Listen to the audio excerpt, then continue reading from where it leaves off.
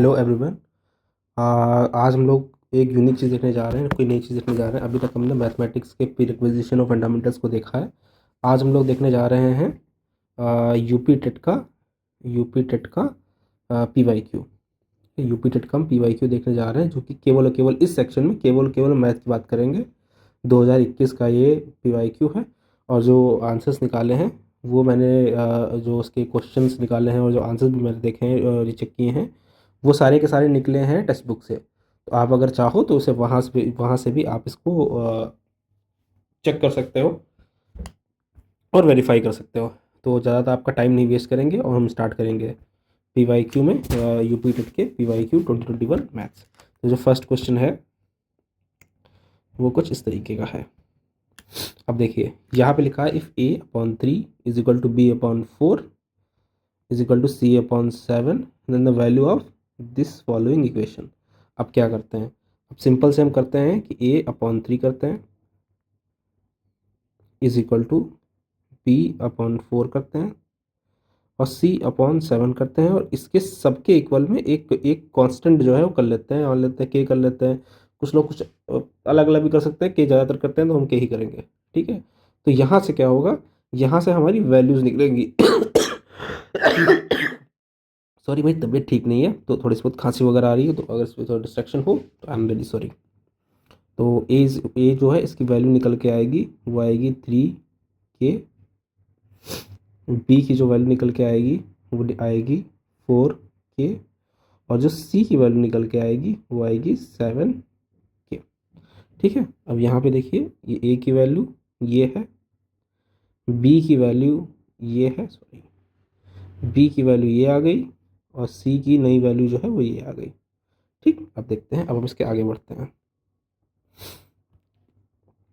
अब यहाँ पे हम इक्वेशन को लिखेंगे A+B+C/C। ठीक है, अब हमको इसकी वैल्यू निकालनी है। जो वैल्यू हमने यहाँ पे निकाली है, ये सेम वैल्यू जैसी है वैसे ही उठा करके हम यहाँ कर देंगे। कैसे करेंगे? वो करेंगे 3K प्लस बी की वैल्यू है 4K प्लस सी की वैल्यू है 7K, अपॉन में सी की वैल्यू है वो है 7K। अब हम यहाँ पे इसको ऐड कर देंगे, जो आएगा टोटल में 14K अपॉन में 7K।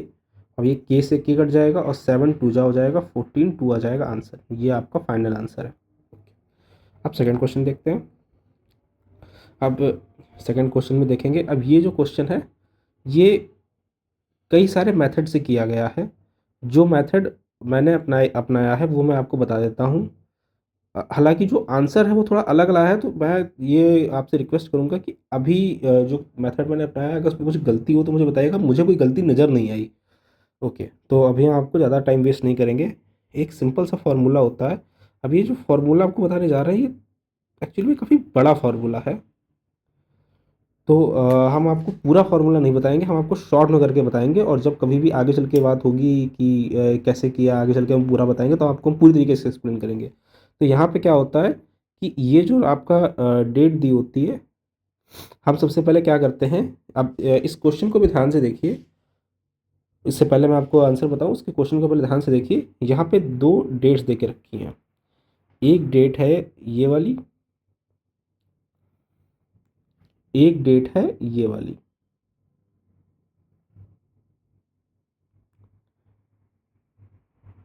और जो क्वेश्चन है वो ऐसे करके बोल रहा है, अरे भाई गोल मत बनना यार। अब क्वेश्चन जो है वो ऐसे बोल रहा है कि इस डेट को सैटरडे है, तो कौन सा डे है जो कि इस डे के ऊपर हो। तो इसमें सबसे पहले जो कन्फ्यूजन होती है कि भाई हमें यही तो निकालना है, इस पे ही तो हमें डे निकालना है, इसका ही तो डे निकालना है, तो हम सीधा इसी का निकाल दें। लेकिन वो ज़रूरी नहीं, वो जो है कभी कभी गलत हो जाता है। तो करना क्या है कि सबसे पहले हमें ये इंश्योर करना है कि इसके और इसके बीच में जो एक्चुअली में बोला है वो है कि नहीं। अगर वो बात सच है तो हम सीधा भी निकाल सकते हैं, लेकिन हमें पता नहीं होगा ना कि इसके उसके बीच में जो है ये इस डेट के ऊपर ये जो डे आ रहा है वही है कि नहीं। तो हम एक काम करते हैं, हम सबसे पहले आपको फॉर्मूला करते हैं। तो इसमें जो सबसे पहला मेथड जो होगा, सबसे पहले आप काम करना है वो हमें ये चीज़ प्रूव करनी है कि ये जो डेट है इस डेट के ऊपर यही डे आया हुआ है। ठीक है, तो सबसे पहले हम क्या करते हैं कि सबसे पहले हम 5 लेते हैं और सबके कोड होते हैं अलग अलग। तो हर मंथ का एक कोड होता है, मंथ का कोड हमें लिखना होता है। जनवरी का कोड होता है 0 और हर सेंचुरी का भी एक कोड होता है, और इस मामले में जो सेंचुरी का कोड होता है वो भी होता है 0। फिर उसके बाद में हम देखते हैं लीप ईयर्स कितने हैं। अब लीप ईयर्स क्या होता है कि आप 1991 को पूरा नहीं लिखते हैं, 1991 के केवल इतने से पार्ट को, जो लास्ट का पार्ट होता है उसको हम देखते हैं 91 और उसमें 4 से डिवाइड कर देते हैं। 8, 11, फिर 2, फिर 8 और 3। ठीक है, तो यहाँ पे देखिए अभी लीप ईयर तो है नहीं, तो ये जो पार्ट है इसका, ये क्वार्टर, हाँ इसको क्वार्टेंट बोलते हैं, क्वार्टेंटी बोलते हैं, तो इसको हम यहाँ पे ले लेते हैं। ठीक, इसको हटा देते हैं 1 मिनट के लिए। और फिर इसके बाद में जो ईयर है उसे हम सिंपल सिंपल वैसे ही लिख देते हैं जैसे लिखा था, और इन सबके अपॉन में हम 7 लिख देते हैं। अब इसको हम कैलकुलेट करते हैं।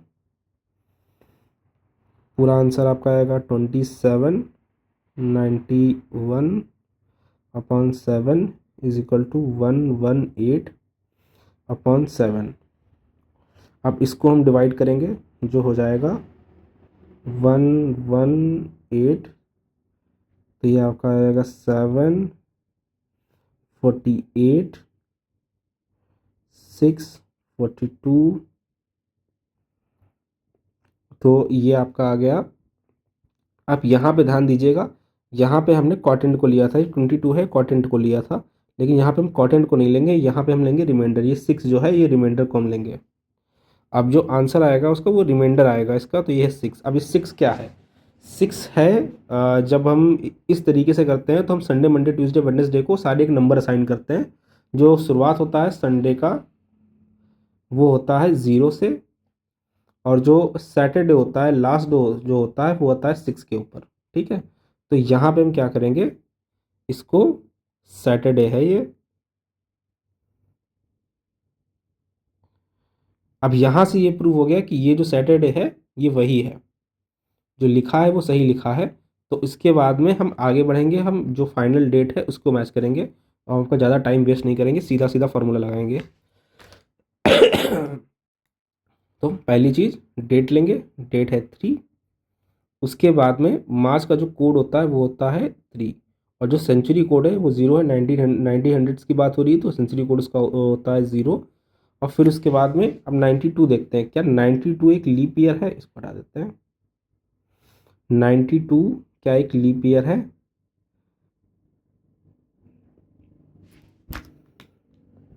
4, 2 जा 8, 1, 2, 3 जा 12, तो हाँ लीप ईयर है। अब लीप ईयर है तो हम क्या करेंगे, जो हमने यहाँ पे क्वाड्रेंट आया है इसको हम ऐसे करके लिख लेंगे, और उसके बाद में हम 92 करेंगे अपॉन 7 करेंगे। अब लीप ईयर में और नॉन लीप ईयर में बस एक ही डिफरेंस होता है, जो ये होता है, अब ये आएगा 121 अपॉन 7,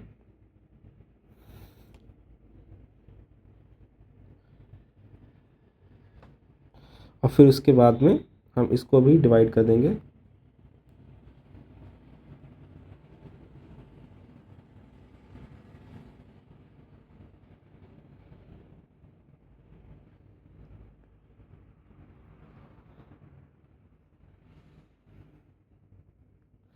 ठीक है, अब 2 आया।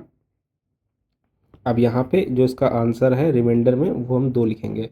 अब ये जो है, जो इशू आ रहा है वो ये आ रहा है कि अगर आप 0 से स्टार्ट करते हैं, जो हमने आगे किया है 0 से संडे से स्टार्ट करते हैं, जो उसका आंसर जो है वो 1, 2 संडे, मंडे, ट्यूसडे, अब ट्यूसडे आएगा, तो ट्यूसडे आंसर है। लेकिन प्रॉब्लम यह है कि जो आंसर दे के रखा है वो ट्यूसडे नहीं दिया है, वो दे के वो जो आंसर है जो इस मेथड में जो लगाया जाता है उसमें क्या किया जाता है कि अगर आपका लीप ईयर है तो 2 - 1 कर दिया जाता है। तो ये जो आंसर आ रहा है वो मंडे आ रहा है। इस पूरे के पूरे में मुझे केवल यही क्वेश्चन है जो थोड़ा सा प्रॉब्लमेटिक लगा, तो इसको आप थोड़ी देर के लिए डिसरिगार्ड भी कर सकते हैं, और आगे चल के मुझे इसमें को लगा कि कुछ एक्स्ट्रा ऐड करने वाला है तो हम इसमें ऐड करेंगे। फिलहाल के लिए ये थोड़ा सा कन्फ्यूजन है कि जो आंसर आ रहा है वो ट्यूसडे आ रहा है, और जो आंसर इस मेथड के हिसाब से आ रहा है वो मंडे आ रहा है।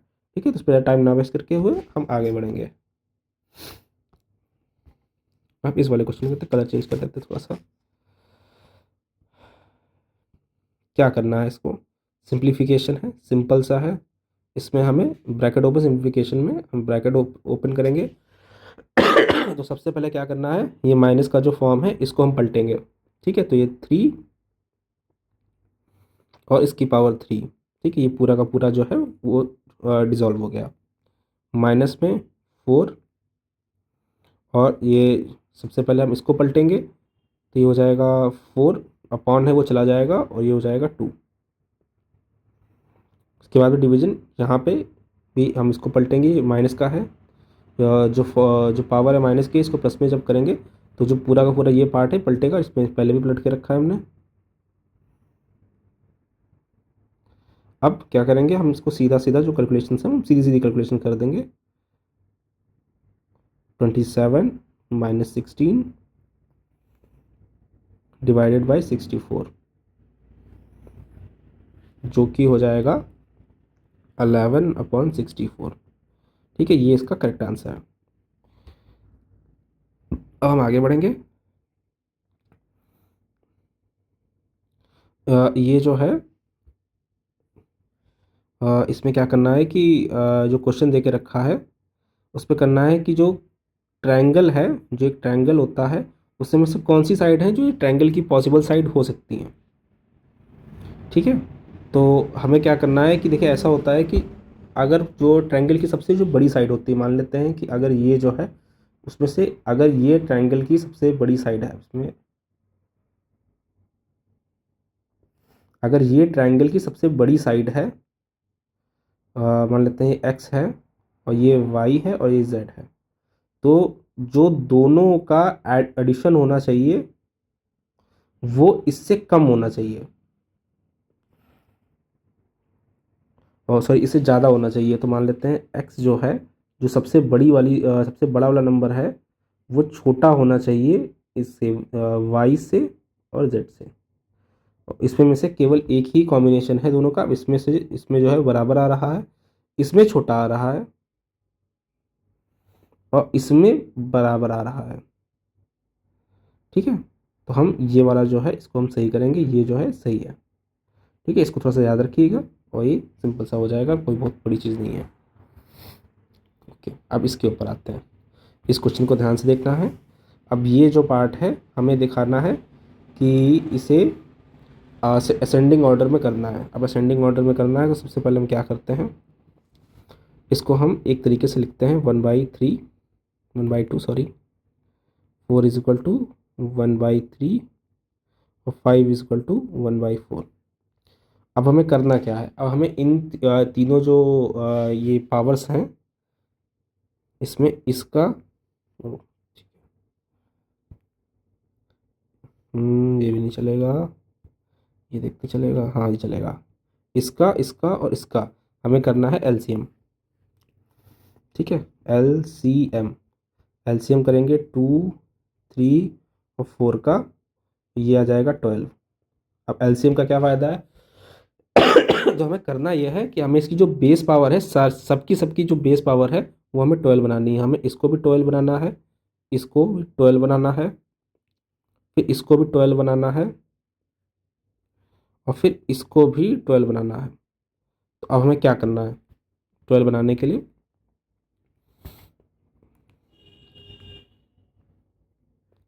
तो 3, अगर हमें 2 को 12 बनाना है तो मल्टीप्लाई करने पड़ेगा 6 से, तो ऊपर भी 6 से करेंगे और 2 को भी हम 6 से करेंगे। फिर 4 को बनाना है तो हम 4 से मल्टीप्लाई करेंगे और इसको भी 4 से करेंगे। और फिर इसके बाद में 5 को बनाना है तो 4 है, तो यहाँ पे हम 3 से मल्टीप्लाई करेंगे और 1 को भी हम 3 से मल्टीप्लाई करेंगे। तो जो फाइनल फॉर्म निकल करके आएगी वो कुछ ऐसे करके आएगी, 3 6 की पावर 12 और 4 4 की पावर 12, 5 3 की पावर 10। अब हमने इतना सारा करा क्यों है, तो हमें करना ये है कि हमें ये जो बराबर हो गए हैं, अब इसका जो रिलेवेंस है वो ख़त्म हो गया है। तो हमें बेसिकली क्या करना है, जब आपका बेस बराबर हो तो हमें देखना है कि इन सब में जो सबसे बड़ा नंबर है वो कौन सा आएगा, कि 3 की पावर 6 बड़ा होगा, 4 की पावर 4 बड़ा होगा, या 5 की पावर 3 बड़ा होगा। केवल हमें यही देखना है, और जो नंबर बड़ा होगा वो ज़्यादा बड़ा होगा, और जो छोटा होगा वो छोटा होगा। ठीक है, तो हमें जो यहाँ पे अनसर्टनिटी ये देख करके जो पता नहीं चलता है, वो सर्टनिटी में हमने चेंज कर दिया है। तो हम क्या करेंगे, जब इसको करेंगे तो आएगा 3 की पावर, ये जो लिखा जाएगा ये ऐसे करके लिखा जाएगा, 3 की पावर 6 इज इक्वल टू 1/12। ये लिखा जाएगा 4 की पावर 4 इज इक्वल टू नहीं, मतलब 1/12। और फिर उसके बाद में 5 की पावर 3, और ये 1/12। अब इसको हम सॉल्व करेंगे तो इसका जो आंसर आएगा वो आएगा 729 की पावर 1/12, और ये आएगा 256 की पावर 1/12, और ये आएगा 125 की पावर 1/12। आप देखिए, अब हमने करा क्या, अब हमने क्या किया कि ये इस पूरे फॉर्म को, जिसको हमको समझ में नहीं आ रहा था कि कौन सा बड़ा है कौन सा छोटा हो सकता है, इसको हमने पूरा का पूरा कन्वर्ट कर दिया है इस फॉर्म में। ठीक है, ये फॉर्म कन्वर्जन ही है, पूरा क्वेश्चन का जो सार है वो फॉर्म की कन्वर्जन में ही है। अब आप यहाँ पे देख के नहीं बता सकते थे, लेकिन यहाँ पे तो आप बता सकते हो कि कौन सा नंबर सबसे बड़ा है, तो ये नंबर सबसे बड़ा है, इसको हम कर देंगे 1 मिनट के लिए इग्नोर। ठीक है, अब इसका रेलेवेंस जो है वो हो गया ख़त्म। तो अगर आप इसको हटा भी देंगे तो कोई खास फर्क पड़ेगा नहीं। अगर मैंने इसको हटा भी दिया, अब ये देखिए, अब आप बता सकते हो। ठीक, तो अब आप बताइए कि जो सबसे बड़ा नंबर है वो कौन सा है, सबसे छोटा नंबर कौन सा है। तो असेंडिंग ऑर्डर में करते हैं तो सबसे छोटा वाला होगा, इसको हम पहले लिखेंगे। ठीक है, तो यह आ जाएगा 125/12, और फिर उसके बाद में उससे जो बड़ा है वो रहेगा ये, जो कि है 256/1/12, और जो सबसे बड़ा है वो रहेगा ये, जो कि है 729/1/12। ठीक है, अब ये करस्पॉन्डिंग करेंगे कौन से नंबर से आ रहा है ऊपर से, कि कौन सा फॉर्म जो है चेंज हुआ है, ये जो है ये कौन सा ट्रू फॉर्म है, तो ये है 5, और ये है 3, और ये है, आई थिंक इट इज़, हाँ, √3। अब ये आपका आंसर होगा, सेंडिंग में आपका आंसर आ गया, सिंपल है। अब देखते हैं 6 में। तो अब आपको क्या करना है कि इसमें आपको बताना है कि 1 मिनट में यहाँ पर आंसर लिख देता हूँ।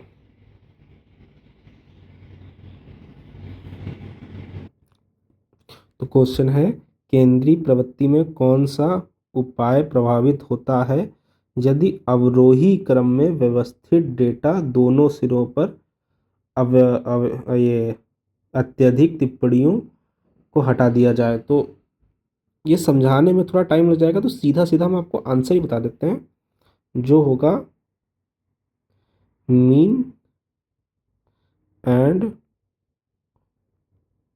मोड, जिसे हिंदी में लिखते हैं माध्य और बहुलक। ठीक है ना, तो ये इसका आंसर है। अब इसको समझाने में थोड़ा सा टाइम लग सकता है, तो इसलिए आपको हम यहाँ पे नहीं समझाएंगे। अगर हम इसे डेडिकेटेड वीडियो अगर कोई मांगेगा तो हम वो आपको कर देंगे। अब ये देखते हैं 7th क्वेश्चन। 7th क्वेश्चन है कि a cube of side 5 centimetre painted on all faces, if it's if it is sliced into 1 centimeter cube, how many 1 centimeter cube will have exactly one of their sided painted। ठीक है, तो जो question है वो थोड़ा सा complicated तो नहीं है, लेकिन इसमें कुछ चीज़ें आपको पता होनी चाहिए, तो हम इसमें क्वेश्चन करते हैं। सबसे पहले हम क्या करेंगे,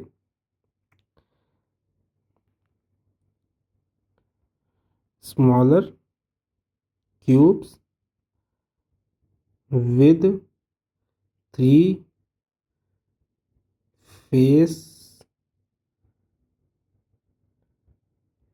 पेंटेड, तो ये हो जाएगा 4। तो स्मॉल क्यूब जो कि इनके 3 फेस पेंटेड हैं वो हो जाएंगे वो है 4, और स्मॉल क्यूब जिनके 2 फेस पेंटेड हैं वो हो जाएगा 12।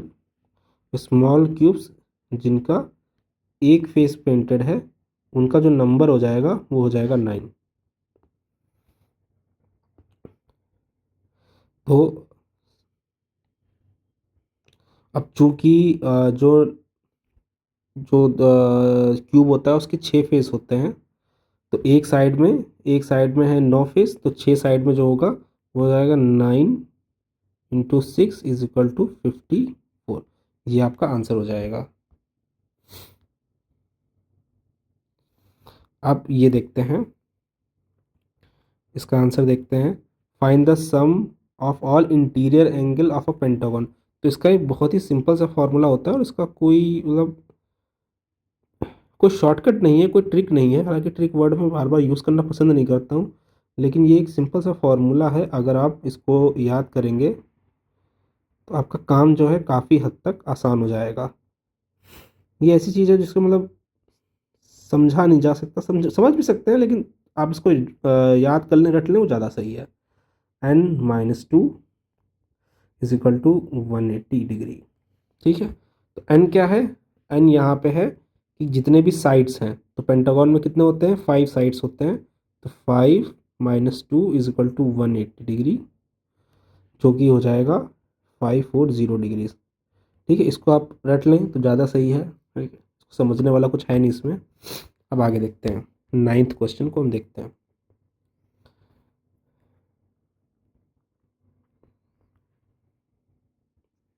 कि मुझे वीडियो थोड़ा पॉज करना पड़ रहा है क्योंकि मेरी थोड़ी तबीयत ठीक नहीं है, तो उसके लिए अगर आपको कोई इनकन्वीनियंस हो तो देन आई अपोलोजाइज़। लेकिन इसको उसके ऊपर मेरा कोई जोर नहीं है, मेरी थोड़ी तबीयत ठीक नहीं है। तो हम यहाँ पे देखते हैं, 4/7 of the pool is in the mud when 1/3 of the pool is pulled out, 8 meter long piece of the pole is still remaining in the mud, what is the total length of the pool. अब हमें क्या करना है, अब इसको देखो, 4/7 1/3, ये क्या बता रहा है? ये हमको बता रहा है part of the length of the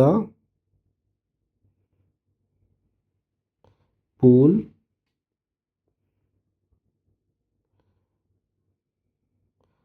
pulled, ULLED,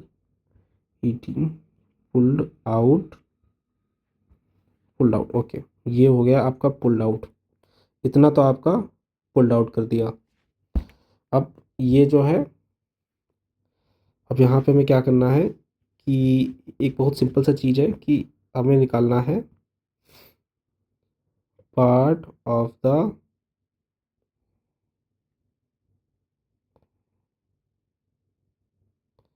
length of the pool remaining in the mud, ये हमें बताना है। Part of the length of the pool remaining in the mud. ठीक है, तो हमें क्या करना है, 4/21, ये सॉरी, ये है 4/7 रिमेनिंग इन द मड, और फिर जो आंसर आया है 4/21, इसमें माइनस कर देना है। 24, 21 आंसर आएगा 8/21, इसको हम देंगे पलट। ये आंसर आपका, ये आंसर नहीं आया है, ये जो रिलेट कर रहा है, इसकी जो ट्रू वैल्यू है जो कि क्वेश्चन में दे के रखी है, वो दे के रखी है लेंथ, जो क्वेश्चन दे के रखा है वैसे दे के रखा है कि आपको लेंथ ऑफ द पूल निकालनी है। लेंथ ऑफ द पूल कैसे निकालेंगे? 21/8 is equal to 8 is equal to 21। ये आपका आंसर है, 21 मीटर्स। ये रहा आपका आंसर। आगे क्या करना है? आगे टर्न है, क्या करेंगे हम? A and B can do a piece of work in 12 days, B and C 15 days, and C and A in 20 days. How long it will it take A? How long would A take separately to the same work? ठीक है, अब हम इसमें क्या करेंगे कि A plus B, B plus C, C plus A, 12, 15 और 20। A plus B को 12 डेज लगा था, B प्लस सी को 15 डेज लगा था और C प्लस ए को 20 डेज लगा था। ठीक है, अब हम क्या करेंगे, इनका ले लेंगे, इन तीनों नंबर्स का लेंगे एलसीएम। ठीक है, एलसीएम लेंगे, सॉरी एलसीएम लेंगे 12, 15 और 20 का जो आएगा 60। अब 60 को हम यहाँ लिख लेंगे। 60 क्या है? 60 है टोटल वर्क। 60 हो गया है टोटल वर्क। अब उसके बाद में देखेंगे हम इसकी एफिशिएंसी निकालेंगे। तो ये टाइम है, ये टोटल वर्क है, एफिशिएंसी बहुत आराम से निकल जाएगी। यहाँ पे हो जाएगा 60 अपॉन 12, 60 अपॉन 15, 15 और 60 अपॉन 20। काट पीट देंगे, जो ये आएगा 5, ये आएगा 4 और ये आएगा 3। इसको हम थोड़ा सा क्लीनली लिख देंगे यहाँ पे। ये आ गया 5 एफिशिएंसी आ गई, इसकी 4 एफिशिएंसी आ गई, अब इसकी 3 आ गई। अब देखिए जो एफिशिएंसी आई है वो आई किसकी है? वो A प्लस बी की आई है, B प्लस सी की आई है और C प्लस ए की आई है, यानी कि सबकी ग्रुप में आई है। तो क्या करेंगे, हम इसे ग्रुप की जगह पे हमें सेपरेटली ए का इंडिविजुअली निकालना है। तो हम क्या करेंगे, इन सब की एफिशिएंसी जो है वो हम यहाँ पे लिख देते हैं, सबको ऐड कर देंगे।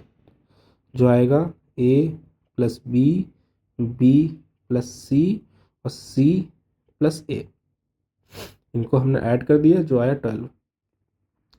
अब यहाँ पे क्या करेंगे, ये हो जाएगा 2A B और C, 12 A plus B plus C आ गया 6। ठीक है, ये नीचे चला जाएगा तो ये डिवाइड हो जाएगा, तो ये आएगा 6। अब हमें करना क्या है, हमें निकालनी है एफिशिएंसी, निकालनी है ए की। ठीक है, तो हमें इसकी एफिशिएंसी निकालनी है। तो हम क्या करते हैं कि हम बी और सी की अगर अलग से एफिशिएंसी मिल जाए तो मेरा काम जो है वो आसान हो जाएगा। तो क्या बी और सी की अलग से दे के रखी है? दे के रखी है।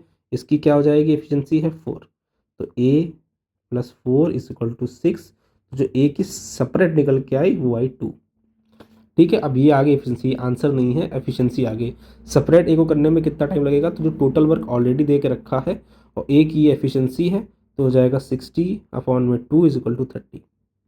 ये इसका सिंपल सा आंसर हो जाएगा। अब आगे बढ़ते हैं।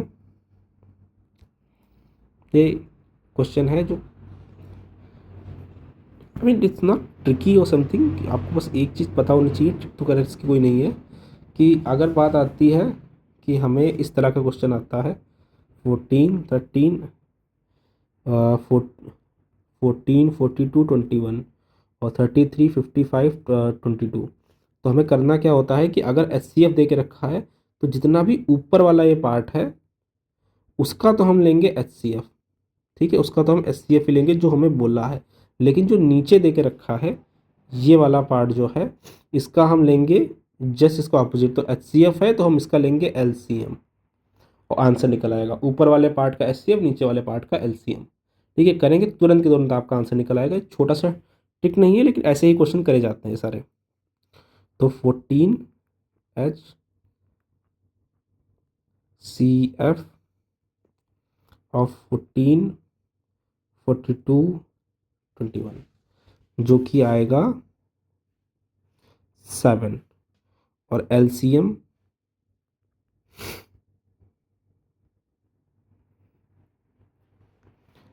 ऑफ 33, 55 और 22 जो कि आएगा 330। ओके, तो हम इस बात को मान के चल रहे हैं कि आपको LCM और HCF निकालना आता होगा।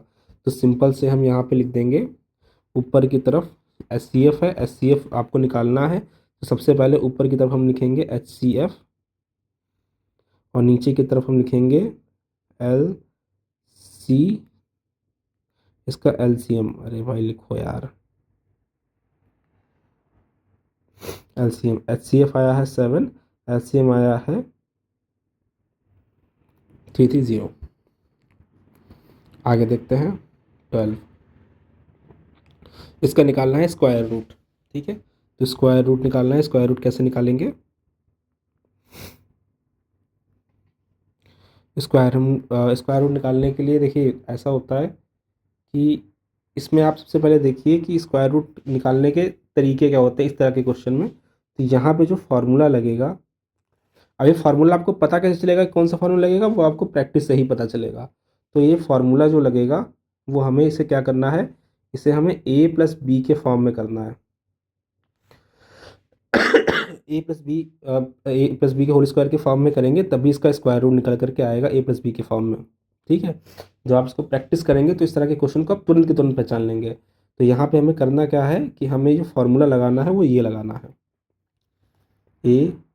A+B का whole square is equal to A² + B² + 2AB।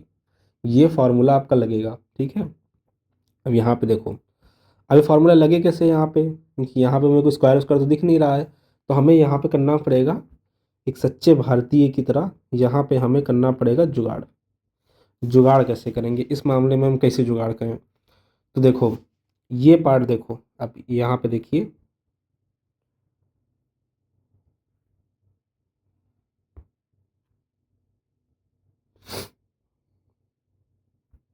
यहाँ पे देखो, क्या इस पार्ट के अंदर कुछ ऐसा है जो यहाँ से मैच कर रहा है? सबसे पहले कुछ है ऐसा? तो देखो 2 मैच कर रहा है, इसकी तो हम बात नहीं करें, इसमें तो कन्वर्ट करना है।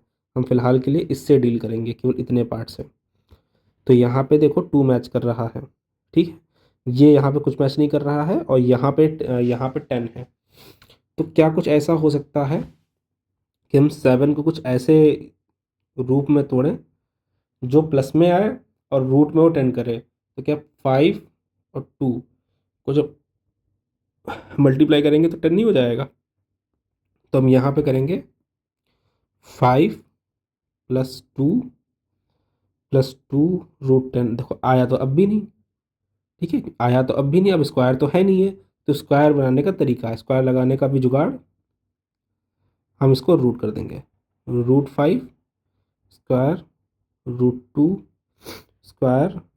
अब जो है आंसर आएगा वो एग्जैक्टली यही आएगा, क्योंकि अंदर ये जा करके हो जाएंगे मल्टीप्लाई, 5√2। तो ये जो पार्ट है, ये पार्ट जो है सेम बन जाएगा, और ये पार्ट में कोई डिफरेंस है नहीं। ठीक, अब यहाँ पे देखो, अभी जो है, अब ये देखो कुछ कुछ जो हल्का फुल्का स्किड से लगने लगा। यहाँ पे मैं लिख रहा हूँ A² + B² + 2AB। हल्का हल्का फॉर्म वही लगने लगी, अब ये वही फॉर्म हो गई। अब इसको हम अपने अप्रोप्रिएट तरीके से लिख देंगे, जो कि होगा √5 + √2 स्क्वायर। ठीक है, अब ये आ गया। अब हमें इसका रूट करना है, तो रूट हम इसको ऐसे कर देंगे, √5 √2 इसका स्क्वायर, जो कि ये आएगा √5 + √2। ये आपका आंसर आ गया। नेक्स्ट देखते हैं।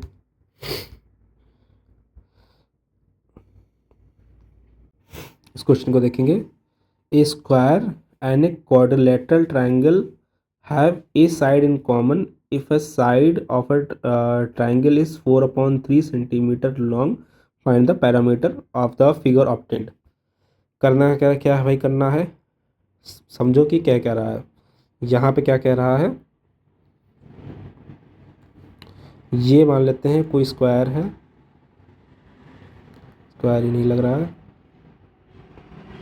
ठीक है, स्क्वायर जैसा लग रहा है, क्वाड्रिलेटरल ट्राइंगल है ये, इसका एक साइड जो है कॉमन है।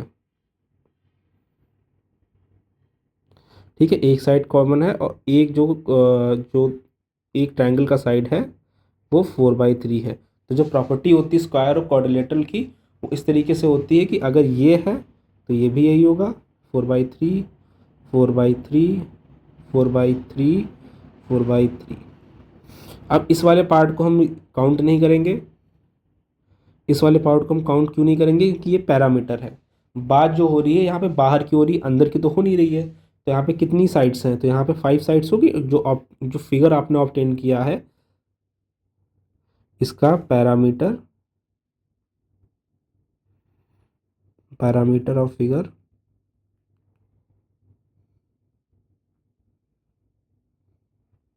वो है 5 इंटू ऑल साइड्स।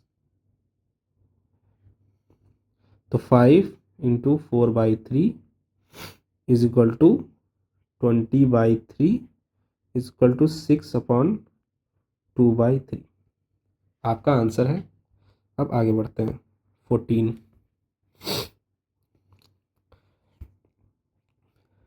अब देखो यहाँ पे कुछ चीज़ें आपको देखनी है।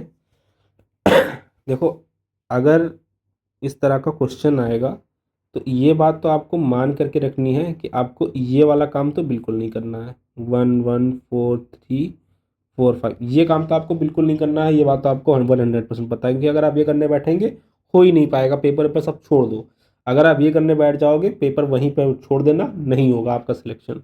ठीक है, तो करना क्या है हमें, यहाँ पे जो इतना बड़ा बड़ा क्वेश्चन देता है ना, तो वो सोच के चलता है कि आपको ट्रिक इसकी पता होगी, इसको करने का मेथड पता होगा। ट्रिक हम बार बार कहते हैं कि हमको वर्ड ये यूज़ करना पसंद नहीं है, लेकिन ठीक है। 99, अब देखो 99 किससे बनता है, 99 बनता है 9 इंटू 11। तो एक्चुअली में यहाँ पे हमें जो चेक करना है वो ये चेक करना है कि जितने भी नंबर हैं क्या ये 9 से डिवाइड हो रहे हैं और क्या ये 11 से डिवाइड हो रहे हैं। अगर ये दोनों से डिवाइड हो रहे हैं तो इससे भी डिवाइड हो जाएंगे। ओके, तो हम क्या करते हैं, 9 की डिविजिबिलिटी होती है वो बड़ी इजी होती है। 9 की डिविजिबिलिटी और 3 की डिविजिबिलिटी सेम होती है। वो होती क्या है कि अगर नंबर का जो सम है वो 3 से अगर डिवाइड हो रहा है 9 से भी डिवाइड होगा। और जो 11 की डिविजिबिलिटी होती है वो आपको हम अभी बताते हैं, थोड़ी कॉम्प्लिकेटेड होती है, वो आपको हम साथ में बताते हैं। तो सबसे पहले वाला ही देख लेते हैं, 1 1 4 3 4 5। अब इसको अगर हम ऐड करेंगे तो देखो 1 + 1 + 4 + 3 + 4 + 5, ये आ जाएगा 18, जो कि 9 से डिविजिबल है। ठीक है, 9 दूना 18 होता है, 9 से डिविजिबल ऑब्वियसली है ये। अब देखो, अब 9 का तो हमें पता चल गया, एक पार्ट तो हमने प्रूव कर दिया कि है। ठीक है, ये पार्ट तो हमने प्रूव कर दिया। अब इसको देखते हैं, अब इसकी डिविजिबिलिटी कैसे निकालते हैं। इसकी डिविजिबिलिटी निकालने का आसान सा तरीका ये होता है कि एक नंबर छोड़ करके दूसरे नंबर को पकड़ो, इसको छोड़ कर इसको पकड़ो, इसको छोड़ करके इसको पकड़ो, और इसका आंसर क्या आएगा, इसको ऐड करना है। तो इनका क्या आंसर आएगा, 1 4 और 4 का आएगा 9, और ये इसको बाकी के जो नंबर हैं उनको सबको ऐड करो, वो आएगा 9। तो इन दोनों का जो डिफरेंस है या फिर तो वो 0 हो या फिर तो वो 11 के मल्टीपल में, यानी कि 11 हो, 22 हो, 33 हो, 99 हो, और ऐसे करके आगे हो, 1 2 1 हो, ऐसे करके आगे हो। तो यहाँ पे आ रहा है 0, तो ये इसको भी सेटिस्फाई कर रहा है, इस कंडीशन को भी सेटिस्फाई कर रहा है, इस कंडीशन को भी सेटिस्फाई कर रहा है। जो आंसर है वो आपका 1 ही हो जाएगा। ठीक है, तो हम इसके आगे बढ़ते हैं। अब ये तो कोइंसिडेंट है कि फर्स्ट वाला आ गया, अब हो सकता है आपको सारा का चेक करना पड़े, लेकिन भाई आप डिवाइड करने से तो अच्छा ही है कि एक एक करके चेक कर लो। ये काम तो बिल्कुल नहीं करना है, लॉन्ग डिवीजन तो कतई नहीं करना है, मर जाओगे फिर, क्वेश्चन पेपर वगैरह सब हो जाएगा, धरक धरा रह जाएगा। ठीक है, तो 15 आगे बढ़ते हैं। पाई क्या है, पाई रैशनल नंबर है। पाई नंबर RATIONAL, रैशनल नंबर। ठीक है, इसमें थोड़ा सा रहता है कि यार ये रैशनल नंबर है तो 22/7 इसको काय लिख देते हैं। जो आपको अगर कोई पूछेगा तो हम आपको आगे चल के बता देंगे कि 22/7 काहे लिखते हैं इसको। अगर ये इरेशनल नंबर लिखा ही नहीं जा सकता है वो P/Q के फॉर्म में, तो इसे 22/7 को लिखते हैं। इसको आगे हम अभी पूछोगे तो हम बाद में आगे बता देंगे। अब ये देखते हैं, अब यहाँ पे क्या है, ये इक्वेशन है ये दे के रखा है, ये इसकी वैल्यू क्या होगी, इसकी वैल्यू निकालनी है। तो हमें करना क्या है यहाँ पे, बेसिकली करना हमें ये है कि हमें इस वाला जो, ये वाला जो भाई साहब हैं, इनको इसमें चेंज करना है। कैसे चेंज करेंगे, अब बताते हैं कैसे चेंज करेंगे, उसी तो हम बैठे हैं। 10 3x, और ये होता है 5√3। ठीक, अब हमें क्या करना है, अब देखो यहाँ पे क्या हम इसको बनाने के लिए, क्या हम ये 3 को गायब कर सकते हैं, गायब कर सकते हैं, बिल्कुल गायब कर सकते हैं। तो क्या करेंगे, यहाँ पे कर देंगे 3x/3। अब इधर किया है तो इधर भी करेंगे, तो 5 की पावर 3/3, ये जाएगा कट। क्या आंसर आएगा, ये आएगा 10 की पावर x 5 की पावर 1। अब क्या करना है हमें, अब हमें देखो इतना तो बन गया, कुछ तो पास में आ गया। अब हमें क्या करना है, बस हमें -2 का करना है। -2 का जुगाड़ कैसे करेंगे, -2 का जुगाड़ करेंगे कि सिंपली हम इसे पावर में, जैसे ये गायब किया था वैसे ही कर देंगे। ये डिवाइडेड बाई -2, और इधर भी ये हो जाएगा डिवाइडेड बाई -2। अब क्या हो जाएगा, ये तो हो गया 10 की पावर -2x, हो जाएगा 5 की पावर -2, ये हो जाएगा 25। ठीक है, तो ये जो पूरी जर्नी है वो ऐसे है कि इसको चेंज करना है इसमें। ठीक है, सिंपल सा है, करा जा सकता है, कोई दिक्कत नहीं है। 17,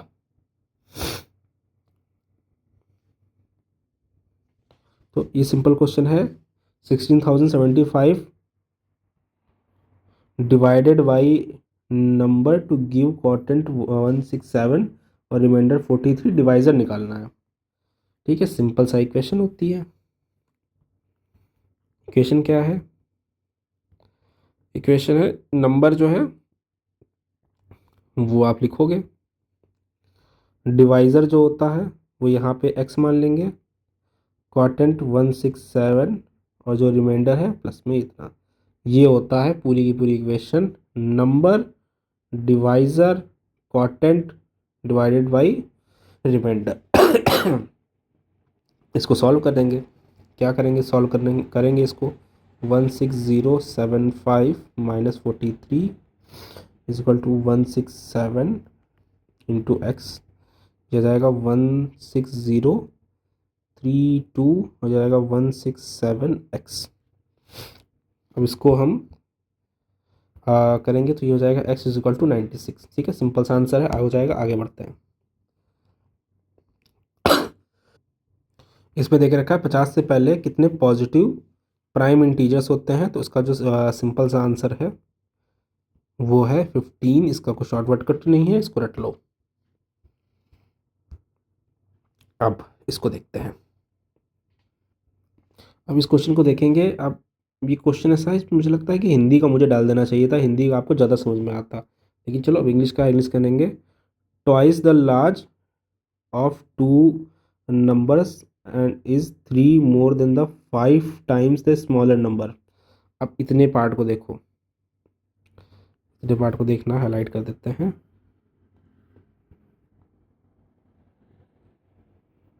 बाकी का सारा बाद में, पहले इससे निपटो कि क्या हमें बोला है। तो पहले क्या करना है, दो नंबर्स की बात हो रही है, इसमें में से एक बड़ा है और एक छोटा है। तो एक्स को बड़ा मान लेते हैं, वाई को छोटा मान लेते हैं। ठीक है, अब यहाँ पे जो बोल क्या रहा है, ये बोल रहा है दो नंबर हैं, two number 3 times more than the 5 time the smaller. Okay, तो यहाँ पे बोल रहा है 2x 5y। अब चूंकि इक्वल लगा है तो यहाँ पे हम कर देंगे 3, ये इस पूरे का सारा जाएगा, ये आएगा आपका इक्वेशन 1। तो यहाँ पे ट्वाइस द लार्ज नंबर, ये आपका लार्ज नंबर ट्वाइस है। Twice the large number of two number is 3 more than the 5 5 times the smaller number, ये आपका स्मॉलर है, ये आपका 5 टाइम है, और ट्वाइस द नंबर इज़ 3 मोर। अब ये जो है 3 मोर इक्वेशन जब इक्वल करेंगे तो हम इसमें से कर देंगे ये माइनस, तो आपका दोनों जो है इक्वेशन जो है वो बराबर हो जाएगी। अब ये पार्ट आपका, इतना पार्ट आपने निपट लिया। अब आगे की तरफ देखते हैं, हाईलाइट करते हैं एंड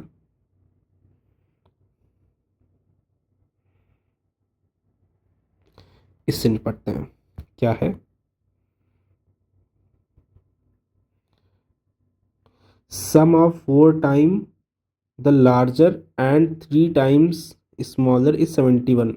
अब क्या बोल रहा है कि जो बड़ा है उसका 4 टाइम एक्स, और जो छोटा है 3 टाइम वाई, और इसका जो सम है वो 71 है। ये आपकी दो इक्वेशन आ गई।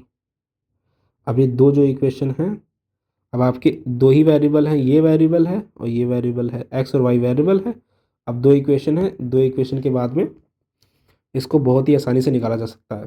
तो हम क्या करेंगे, सबसे पहले एक्स एक्स को करते हैं बराबर करके देख लेते हैं।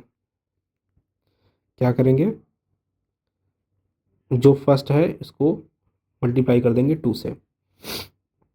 2 से जब मल्टीप्लाई करेंगे तो आ जाएगा 4x minus 6 is equal to 10y।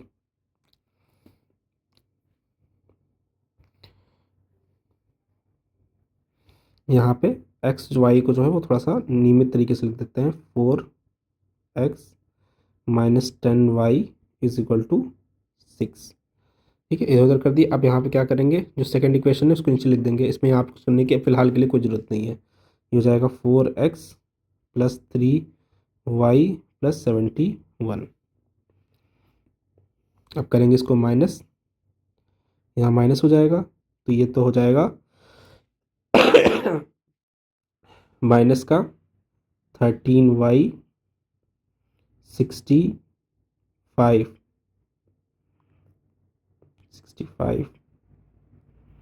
Minus minus ये भी माइनस है।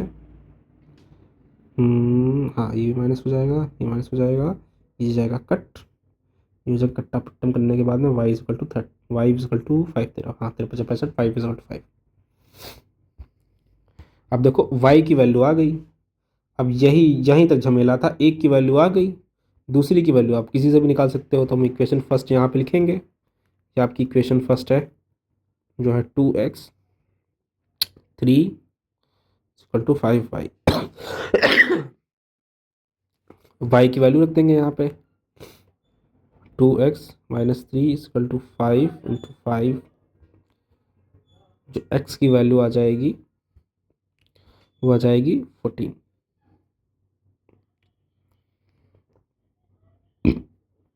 तो x की वैल्यू 14 और y की वैल्यू 5। आंसर आपका आ गया। ठीक है, अब आगे बढ़ते हैं। ओके 48 मिनट्स हो गया है, तो थोड़ा सा जल्दी करने की कोशिश करेंगे। ओके तो यहाँ पे क्या करेंगे कि a square with side of 8 centimetre rectangle with the length of 26 centimetre at the same area, what is the breadth of the rectangle. ठीक है, इसको थोड़ा सा जल्दी करने की कोशिश करेंगे। बात हो रही है यहाँ पे एरिया की, तो स्क्वायर का एरिया और रेक्टेंगल का एरिया जो होता है ए स्क्वायर, और ये हो जाएगा एक्स और वाई। ठीक, अब ये होगा ए जो कि है यहाँ पे स्क्वायर की बात हो रही है, तो 8 इंटू 8 स्क्वायर में होगा, और यहाँ पे एक के तो साइड दे के रखा है, दूसरा हमें मालूम ही नहीं है, तो हम सीधा y की वैल्यू निकालेंगे जो कि आएगी y इज इक्वल टू 4। ठीक, इसको आगे करते हैं, फटाफट आगे बढ़ते हैं।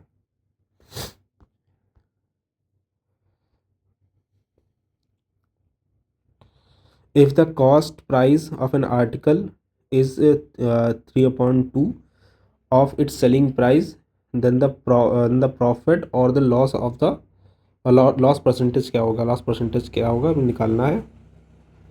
सिंपल है, कॉस्ट प्राइस सेलिंग प्राइस है 3/2, सेलिंग कम है कॉस्ट ज़्यादा है तो लॉस होगा एक का लॉस है, तो एक का लॉस जब निकाला जाता है वो निकाला जाता है कॉस्ट प्राइस के ऊपर, परसेंटेज के लिए 100 जो आएगा 33 1/3, ये आपका लॉस हुआ, लॉस परसेंटेज है।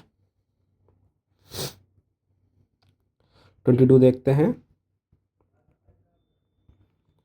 when 1 2 1 0 1 2 divided by 12 remainder is, remainder निकालना है, क्या करेंगे भाई, रिमाइंडर निकालना है। रिमाइंडर की बस एक ही आपको चीज़ ध्यान में रखनी है, पूरा का पूरा रिमाइंडर चैप्टर जो है वो आपका हो जाएगा। सबसे पहले क्या करना है, जितने भी नंबर सबको ऐड कर दो, आएगा 7/3, इसको भी ऐड करेंगे, इसको भी ऐड करेंगे। 7/3 की करने के बाद में इसका सिंपल से मल्टीप्लिकेशन कर देंगे, 1 3 4 रिमाइंडर आ गया। बस यही है पूरा चैप्टर, इसी में एक ही, ये जो समझ लीजिए इसको, ये इक्वेशन को समझ लीजिए, इक्वेशन तो क्या मतलब, एक मेथड को समझ लीजिए, पूरा पूरा आपका चैप्टर जो है इसी में निपट जाएगा। 23 निकालनी है यूनिट डिजिट, काम हम थोड़ा सा जल्दी जल्दी करेंगे। 2 3 6 4 5 9 3 1 2। अब जाहिर सी बात है कि पूरा तो पूरा करोगे नहीं, पूरा पूरा करोगे तो बर्बाद हो जाओगे। तो हमें करना क्या है, करना हमें यह है कि हमें इन सब की यूनिट, ये जो लास्ट की डिजिट है ये लेनी है और इसका मल्टीप्लिकेशन करना है, और जो इसका मल्टीप्लिकेशन करेंगे उसके यूनिट में जो नंबर आएगा वो पूरे पूरे के पूरे इसका यूनिट नंबर हो जाएगा। सबसे पहले इसका कर लेते हैं, इन दोनों का कर लेते हैं, 48 आएगा और इसका कर लेते हैं 18 आएगा। अब इसकी यूनिट, अब इसकी जो लास्ट डिजिट है वो देखते हैं। अब ये इसकी लास्ट डिजिट है, इसको देख लेते हैं, इसको मल्टीप्लाई कर लेते हैं। सॉरी, जल्दबाजी में गड़बड़ हो रहा है। ये कर लेते हैं, ये आएगा 64। बस ये जो यूनिट डिजिट है इसकी, यही इसका आंसर है। सॉरी, इसका आंसर है 4। ठीक है, इसका आगे बढ़ते हैं। इस क्वेश्चन को अब तो ध्यान से देखेंगे। क्वेश्चन मुश्किल नहीं है, लेकिन इसको थोड़ा सा आपको ध्यान से देखना पड़ेगा, इसको थोड़ा सा ध्यान से देखना पड़ेगा, क्योंकि इसमें आदमी जो है मिस्टेक कर देता है।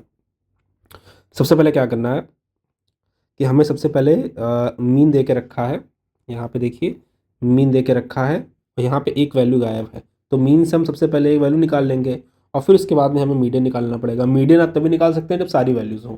सारी वैल्यूज़ के लिए आपका ए गायब करके रखा है, उसके हिंट के लिए मीन दे के रखा है। सबसे पहले हम मीन निकालेंगे, जो कि होता है mean is equal to sum of all observation, short में लिख रहे हैं, और नंबर ऑफ ऑल ऑब्जर्वेशन। तो सम ऑफ ऑल ऑब्जर्वेशन जो होगा वो होगा आपका सबसे पहले तो मीन वो होगा 5 + 7 + 7 + 8 + x + 5 + 4 + 3, सॉरी मल्टीप्लाई है, 3 + 1 + 2, और ये इसके यार यहाँ पर जगह नहीं बची, ये जो है इक्वल टू होगा 4.5 के। अब इन सबको हम कर देंगे ऐड, ये 10 है, ये इधर चला जाएगा, तो ये तो सबसे पहले तो 45 हो जाएगा, और जो सबको पूरा का पूरा करेंगे ऐड करेंगे तो हो जाएगा 42 + x, और जो x की वैल्यू आएगी वो होती है 3। अब देखो मिसिंग नंबर आ गया, x का 3 नंबर आ गया। ठीक है, अब हमें करना क्या है, अब जो मेन क्रक्स पे आते हैं, मीडियन निकालना है। अब मीडियन के लिए हम आपको एक मेथड बता देते हैं, वही आपको ध्यान से देखना है और ज़िंदगी भर वही करना है। सबसे पहले जैसे लिखा हुआ था क्वेश्चन में, हम उसको उसी सीक्वेंस में लिखते हैं, कोई आगे पीछे कोशिश करते हैं, कोई आगे पीछे ना हो। 5 4 3 1 और 2। तो सबसे पहले क्या किया जाता है मीडियन निकालने के लिए, कि जो भी आपका सीक्वेंस है उसको आपको असेंडिंग ऑर्डर में लगाना होता है। जब सीक्वेंस आप असेंडिंग ऑर्डर में लगाएंगे तो 1 2 3 3 4 5 5 7 7 8। ठीक है, अब मीडियन में करना क्या होता है, देखो मीडियन के बड़े बड़े लंबे लंबे फॉर्मूले बता देते हैं। एक फार्मूला होता है कि अगर ऑड हो तो उसमें n अपॉन 2+1 कर देते हैं, और अगर इवन हो तो n upon 2 plus n upon 2+1। ठीक है, फलाना ढिमकाना करके अपॉन 2 करो, इसमें फलाना ढिमका, ये सब कुछ नहीं करना। मीडियन होता है बीच में, इस पूरे के बीच में आपको निकालना है कि बीच में क्या है। अब देखिए पहले गिन लीजिए इसको, 1 2 3 4 5 6 7 8 9 10। अब 10 का मतलब है कि क्या हम बीच में निकालेंगे तो 5 आना चाहिए। अब देखो क्या 5 बीच में है, 1 2 3 4, 1 2 3 4 5। अब ये 4 क्या बीच में है, 4 पूरी तरीके से अगर बीच में होगा तो ये आंसर हो जाएगा। लेकिन क्या देखो यहाँ पे, देखो ये क्या है, यहाँ पे है 4, लेकिन यहाँ पे क्या 4 है, 1 2 3 4 5 5 है, तो ये बीच में तो नहीं हो सकता। तो हम क्या करते हैं, अब अगर ये बीच में नहीं है तो ये भी बीच में नहीं हो सकता, क्योंकि भाई इधर इधर देखो, इधर देखो 4 हो जाएगा तो इधर 5 हो जाएगा। तो हम क्या करेंगे, हम इन दोनों को लेंगे, इन दोनों नंबर्स को लेंगे, और इसके बीच में किसी कोई नंबर होगा वो होगा मीडियन। तो 4 और 5 के बीच में क्या होता है, 4.5। लीजिए आंसर निकल के आ गया। ठीक है, कोई फार्मूला याद करने की जरूरत नहीं है, कुछ याद करने की जरूरत नहीं, सीधा सीधा काम करिए, जल्दी जल्दी काम करिए, कंपटीशन में है आप। ओके, आगे देखते हैं।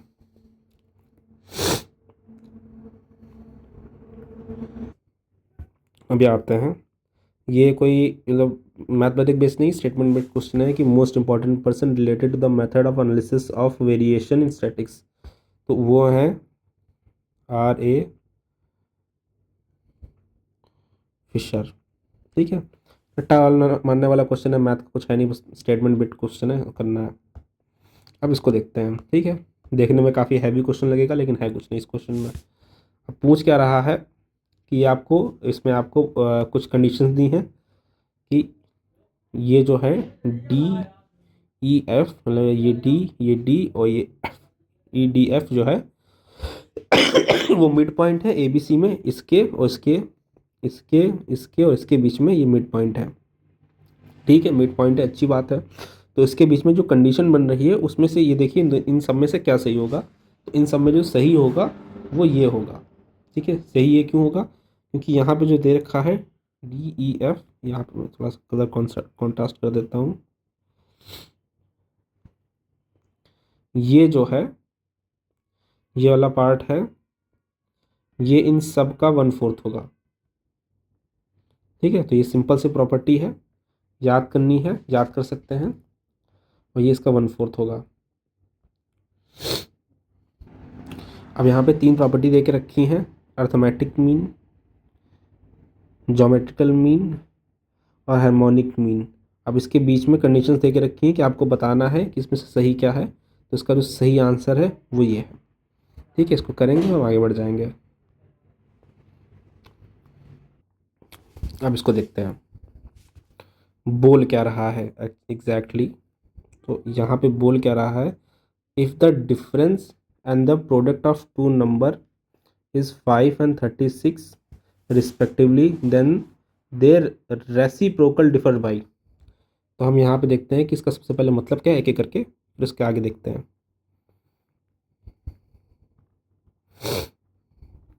पहले देख रखा है x माइनस वाई जो है वो है 5, और x इंटू वाई है वो है 36।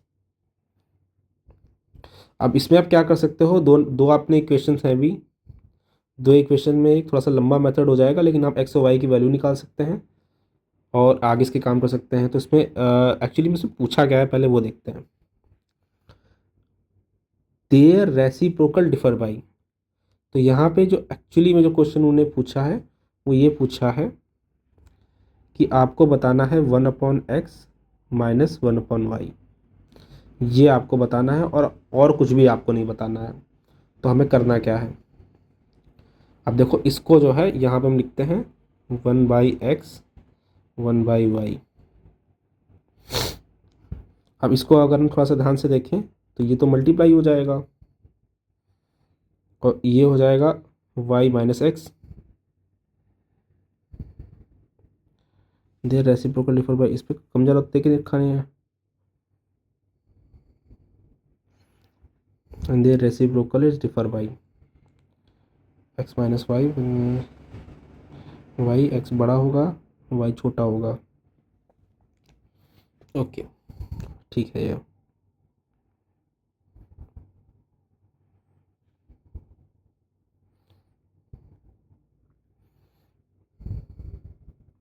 ये हो जाएगा अपॉन में 36, और जो ऊपर दे के रखा है एक्स माइनस वाई है, वाई माइनस एक्स माइनस 5, और ये आपका आंसर आ जाएगा। इसमें मुझे थोड़ा सा गड़बड़ लग रहा है, लेकिन इसको थोड़ी देर के लिए आप मैं कोशिश करूँगा कि नेक्स्ट लेक्चर में इसको क्लियर करने की कोशिश करूँगा। तो एक माइनस नहीं होना चाहिए, या फिर होना चाहिए तो आंसर में नहीं आ रहा था, लेकिन ठीक है, इसको थोड़ी देर के लिए आप होल्ड करके रखिए। इसको अगर नेक्स्ट लेक्चर में होगा तो उसमें हम इसमें कंफर्म करके आपको बताएंगे। ऊपर जो सेकंड क्वेश्चन था उसको भी होल्ड करके रखते हैं, उसको भी हम आगे नेक्स्ट लेक्चर में आपको कंफर्म करके बताते हैं। अब ये जो नेक्स्ट क्वेश्चन है वो स्टेटमेंट बेस्ड क्वेश्चन है। Who is the self taught Indian mathematician genius of 20th century? जो सिंपल है वो हो जाएगा श्रीनिवासन रामानुजन। अब इसके ऊपर लास्ट क्वेश्चन आते हैं, लास्ट क्वेश्चन को देखते हैं। यहाँ पे लिखा क्या है, यहाँ पे क्वेश्चन दे के रखा है। ओके, यहाँ पे दे के रखा है total area of the four wall of the room is 660 metre square, length is twice its width, the height of the room is 11 metre, then the area of the ceiling is. करना क्या है हमें करना ये है कि total area of the wall of the room, total area दे के रखा है 660 मीटर, लेंथ और विथ का रेशियो दे के रखा है, और हाइट की जानकारी दे के रखी है। निकालना क्या है, एरिया ऑफ द सीलिंग। ठीक है, तो हम क्या करेंगे, सबसे पहले area of the four wall, अब जो फोर वॉल जो होगी उसका जो एरिया होगा length plus breadth into height, और विथ ऑफ द रूम, तो जो ये विथ है वो उसको x मान लेंगे, और जो लेंथ है उसको मान लेंगे 2x। अब जो फॉर्मूला है, सिंपल सा आपको फॉर्मूला लगा देना है कि एरिया ऑफ द वॉल दे के रखा है 2 इंटू लेंथ है x, ये है 2x is equal to 11। Height already आपको दे के रखी थी, तो यहाँ से जो x की वैल्यू आ जाएगी वो आ जाएगी 10।